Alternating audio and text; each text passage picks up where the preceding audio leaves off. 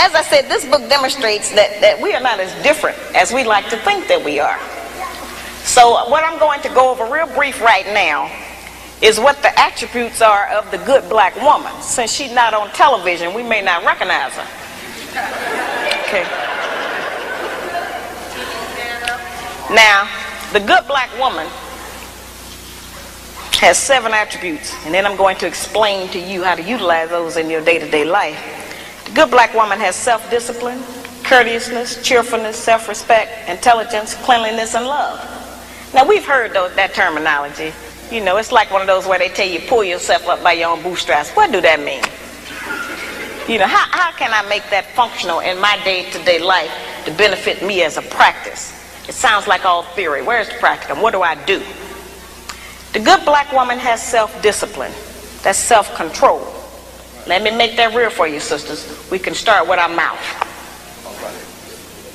The good black woman can control her mouth. She don't have to say everything that comes up.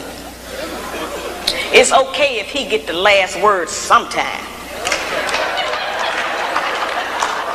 You know, she don't cuss in public.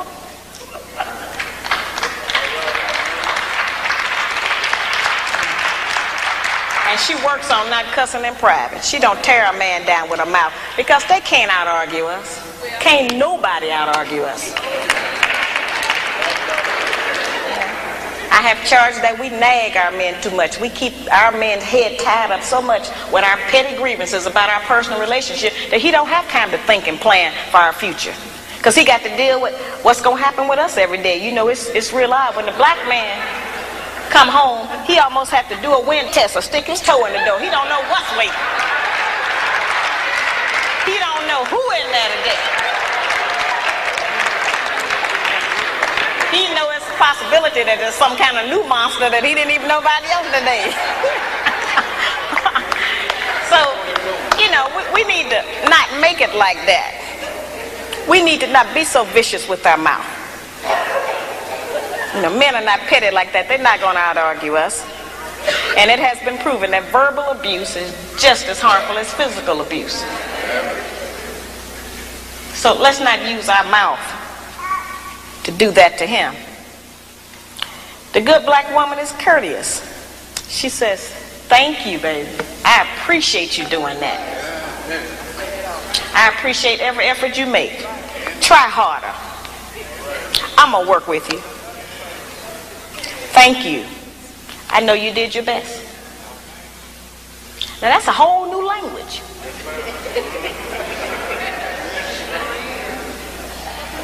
But just to say that during the course of the day, every day, with the man that you're trying to be with or want to be with, will make our life easier.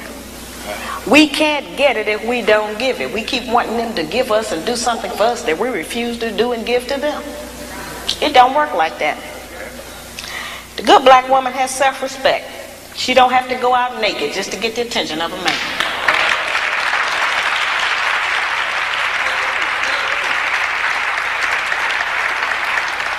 I have sisters all over the country, and they come up to me after the lectures, and they'll be talking to me, and they'll say, well, you know, all he think about is sex. All he think about is my body. I say, why don't you show him something else?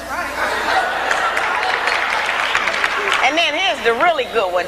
They'll come up and they'll have on a weave. They have on false eyelashes, another whole face, false fingernails, and all of that. And then they'll say, but I'm looking for a real man.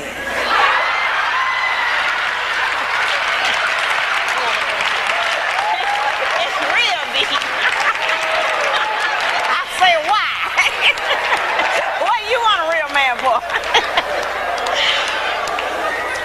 The good black woman can pull a dress down without thinking that it devalues her. She doesn't have to use her body because she has so many other good attributes about herself to get the attention of a man. We can take the sisters in a position to take all of the charge and sexual energy out of the black community by just dressing differently. We have the power and control over that. That don't stop you from being beautiful. You know, that don't stop you from getting a man. And it certainly puts things on the right perspective so some other judgments can be made other than physical. It don't take no knowledge, wisdom, and understanding to have a sexual reaction. That's the most base.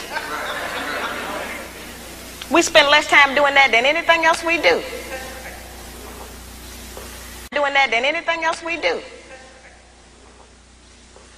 So, you know, that doesn't always have to be the forefront issue. We know we are capable of that.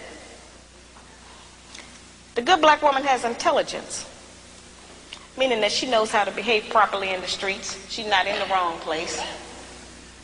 Some of our women don't know what else to do other than go to the bar. They need some activities.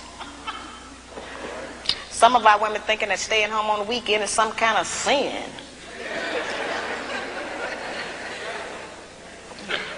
Some of our women think that if they don't have a new outfit to wear every day, that they're going to self-destruct.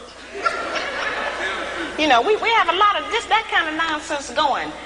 Every time we buy new outfits and clothes or whatever, all we're doing is sending money out of our community. We don't own no clothing stores. If the white man closed the shoe factory, we'd all be here barefooted tonight. We don't own no shoe factories. You know, very base things that we don't own, that we put our money into and demand we have to have them. A lot of times our men look at us and know that he ain't never going to be able to make enough money to give us all of the things we say we want. And don't no man want to be with no woman who he constantly got to deny her the things that she says she wants. And that represents failure to him, to have to always, you know, not be able to provide us with what we ask for. One of the ways we can do that is to start being satisfied with less. You know, the good black woman is clean. Now that's a hard one. The good black woman try to keep the house clean. Good black woman is clean by her own body. You know, a lot of those things we kind of take for granted, but all of our people don't know about that. There are people who are angry with me because I even describe the fact that some of us as sisters don't have the proper personal hygiene, as if that don't exist. We have too much falsehood and pretense going about our condition. Everybody that's dressed up ain't clean. You know, that's just the truth. We have to look at our condition in the light of truth. Stop reacting emotionally and pretending that just because we don't want to deal. One of the most difficult things that I deal with out here is trying to teach our people the difference between an actual fact and an opinion. Our people think that they can accept or reject truth based on how they feel about it. Your feelings don't change the truth. The truth is just going to be there. You can feel any kind of way you want to feel about it. Those kind of emotions have kept us from growing. Because anything we don't like, we just reject that and say, well, I don't believe that. That don't mean that it's not the truth. It just makes you a disbeliever. The good black woman practices non-possessive loving. Now, y'all know that's a hard one. Now, envy is wanting what someone else has. And jealousy, of course, is just selfishness. Non-possessive loving is not an easy one for us to practice. And, of course, I have a lot of sisters and some brothers who are in disagreement with me saying that. But the actual fact is that our men are outnumbered about 5 to 1. And nature is going to require that the men take responsibility for more than one woman and her children. Most of our men have children by more than one woman anyway. So I don't know why that was such a surprise, allegedly, when I said that. The black man has not been waiting on me to tell him he could have more than one woman. You know, I'm in agreement with the rest of y'all. I don't think he should do that, but I feel like you did. There are some things perhaps about the nature of our man that we have been given some definitions about that are not true. There are some things he can do that we call him a dog. We do not have the same capabilities as a man. I am not talking about fornication and adultery. That's something else. I'm talking about actual responsibility of fatherhood and husbandhood of another family. That's quite different from fornication and adultery. We don't have the same capabilities of them. That's right. A man can have 2 homes, 2 sets of in-laws. He can eat dinner at 2 houses, 2 sets of children, 2 garages, 2 separate sets of friends attached to that woman. He can have all of that. We can't do that. We can't cook dinner at 2 houses. We can't sleep with one man 4 nights a week and another one 3. Ain't no man gonna agree with that. We can't have 1 set of children we leave in one place and go and stay in another place and take care of another set. It doesn't work for us. Now that does not mean that we can't have sex with more than 1 man. That's not what I'm talking about. I'm talking about just taking responsibility for your children. Now certainly every man can't take financial responsibility for all of his children. He can do something. But a man who is spending time with a child is going to do something for it. Because then they'll find out what we have since we've been taking care of them by ourselves. You don't like to always say, no, I can't do it. No, I ain't got it. So the children will make you get it up.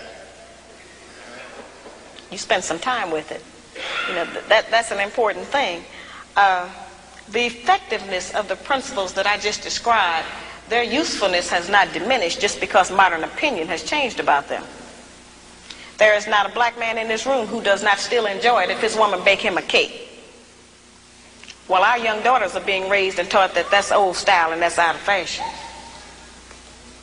We are not making those rules. Somebody else is, and they're imposing them on us and making us think that we have to qualify under them.